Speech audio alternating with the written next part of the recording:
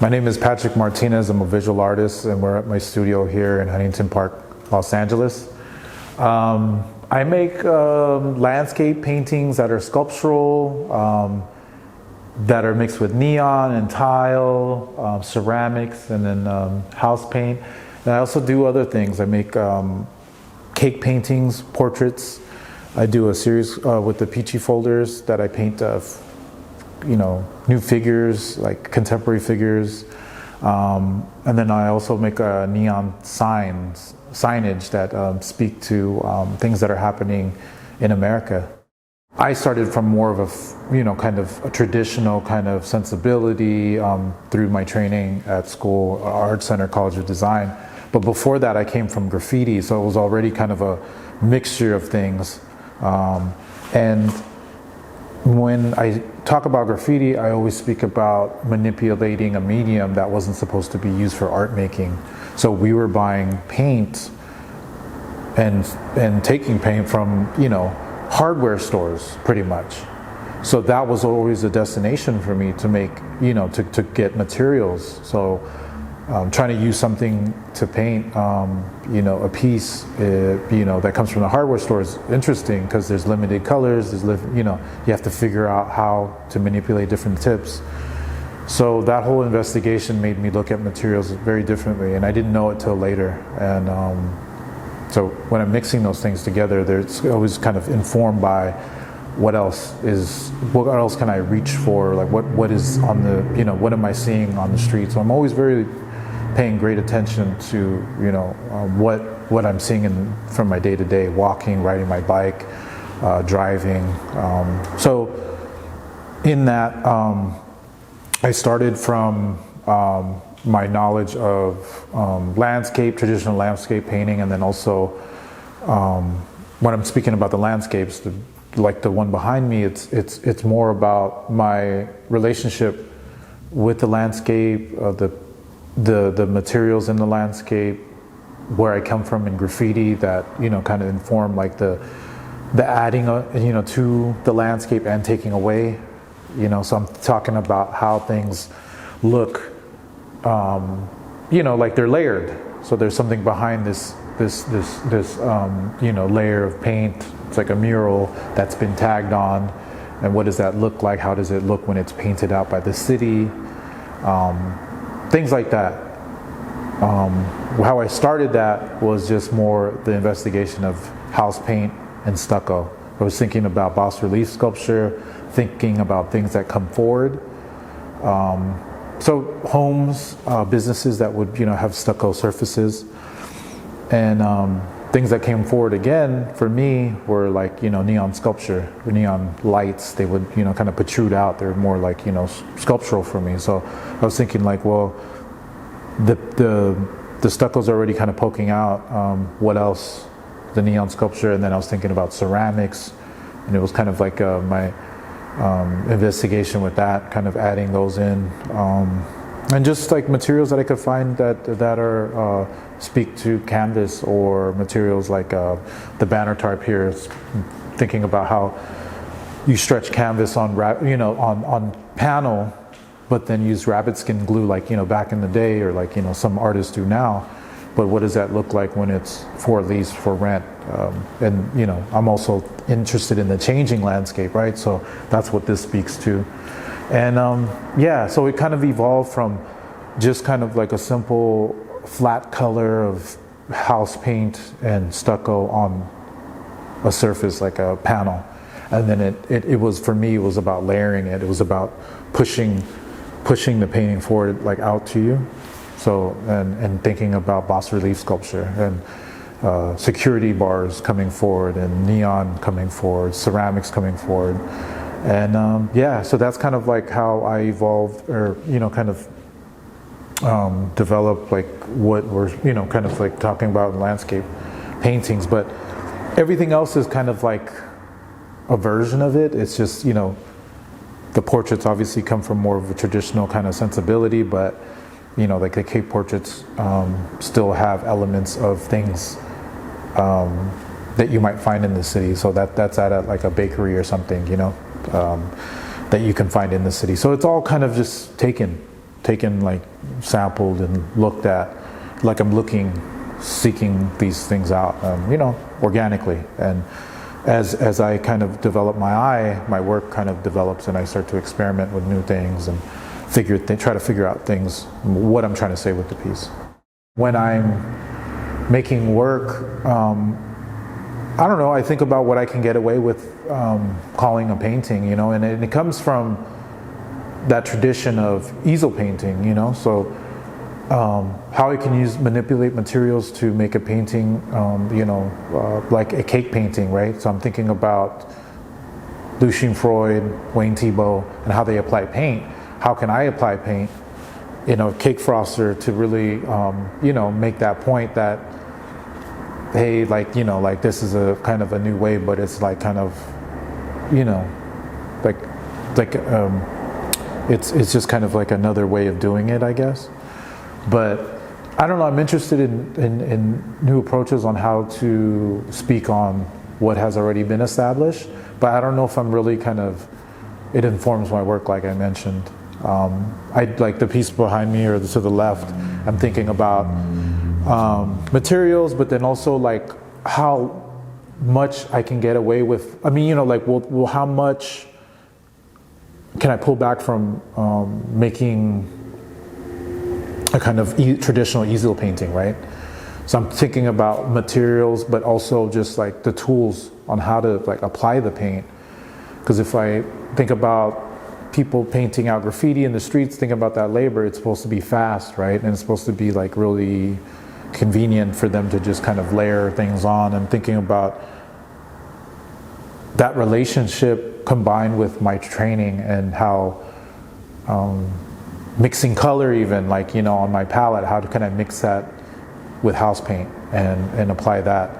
So I don't know, I think about it from time to time, but it's not really informing my work. It's just about, oh yeah, like how does that relate to the conversation of painting that has, things that have already been established.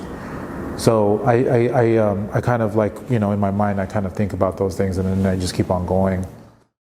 There's something to be said about, who came before us, and obviously a lot of what my work is bioregionalism. It's like thinking about spaces and what was there once and like honoring that, but then there's also a tradition that stems from dominance and supremacy and power. So those things I kind of want to smash, or just like, well, that's one way of doing it, let's try to figure out another way, or like another way that doesn't that includes other things, like other people, other aesthetics that have been discounted.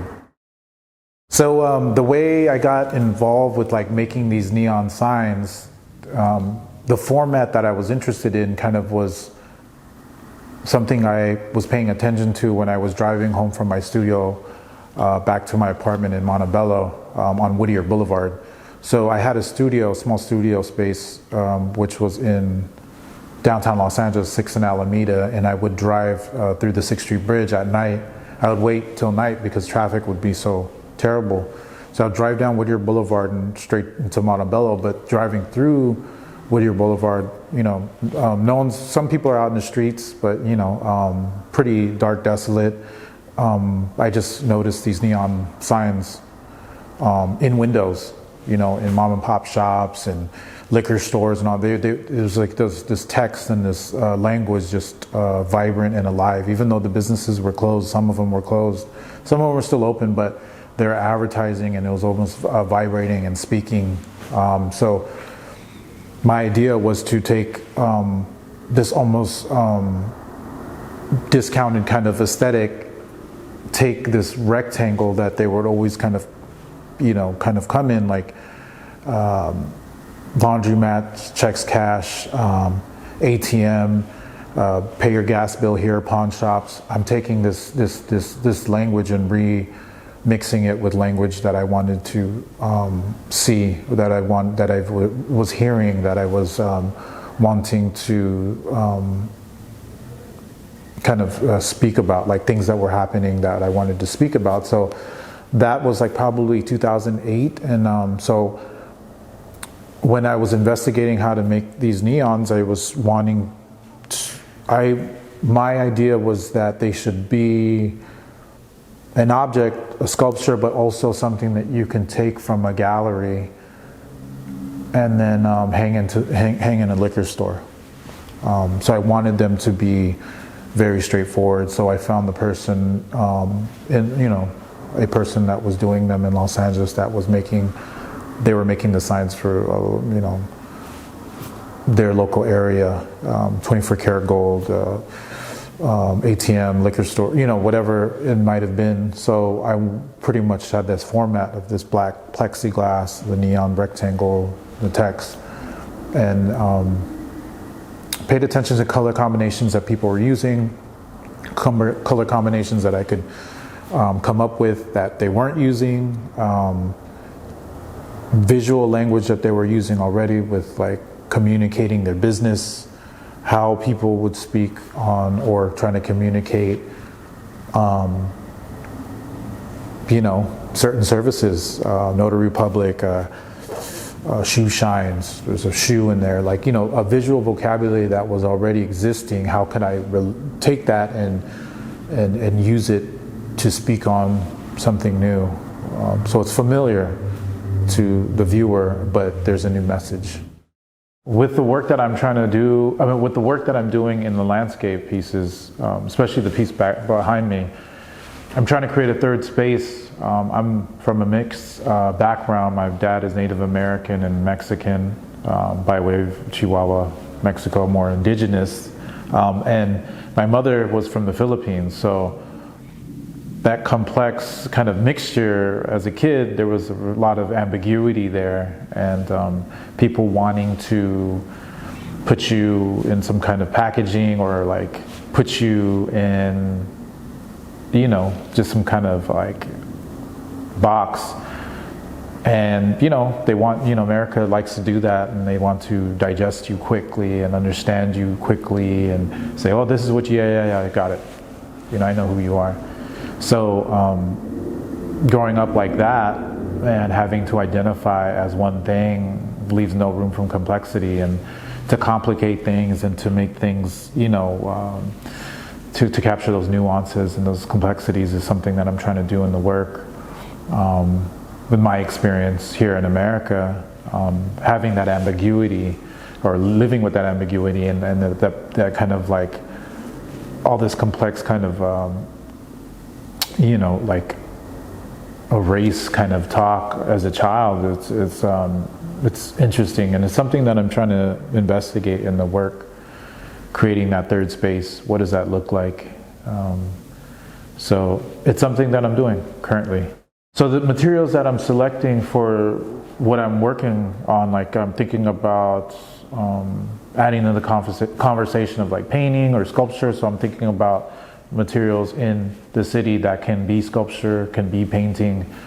And what I'm selecting from is where I'm living or what's around me. And when I'm selecting those things, they come with baggage, you know what I mean? And I know that, so I'm using that. And, I think me having a last name like Martinez, me being brown, growing up like that, they have already kind of packaged me.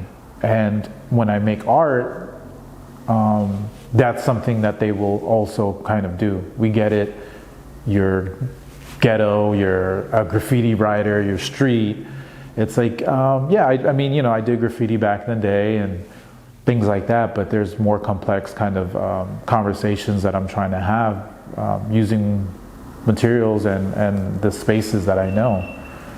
And, trying to transcend and trying to like really make people see these discounted objects, spaces, people in different ways, different perspectives, give them a dynamic kind of point of view, and like, damn, I never really looked at it like that, or I look at this material differently now.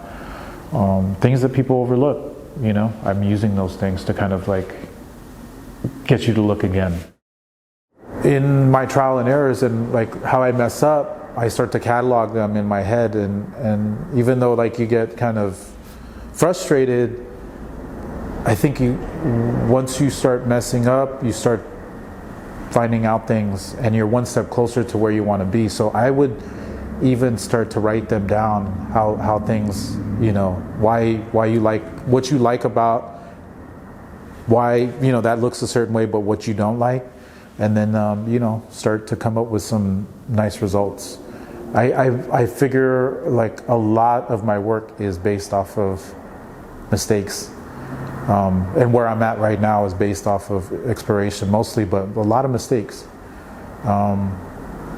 And like I said, you know, like when the artist is showing you their work in the gallery or the museum, which you're not seeing is the 5 or 10, 15 other pieces that they tried to work on to get there. So it takes time to make work, and you learn from each piece. Persistence in making art is about, for me, I just like to make something that wasn't there before. It's appearing, like, you know, talking about it and then physically making it so that it exists. It's magic in that way for me, you know. So like that is a receipt of my life. Like, you know, that's a receipt of us living. Like, it's like breathing air. It's like it's living. So it's like this piece is now like a part of me that can exist somewhere else. So that's kind of like where I'm at right now with it. But I'm just kind of really into that, and also just exploring materials, but then also presenting new ideas, like perspectives, getting people to connect with something that you are excited about, or like something that you might have seen that like you want other people to see in your kind of your perspective, your way. Those are all things that I kind of inform and fuel my work. I enjoy being an artist because every day is new. Like, it's kind of like what you're interested in making, you make. And then especially if you're doing it day to day, I'm super excited to wake up and see what comes onto my plate, what I can make, what I think that I'm going to make that turns out to be something else. You know, there's so much that can happen in a day if have a bunch of materials, have some ideas. There's a lot that you can make, and you could, you know, they're there for other people to see. So that's exciting for me, and that it really is something that is it's very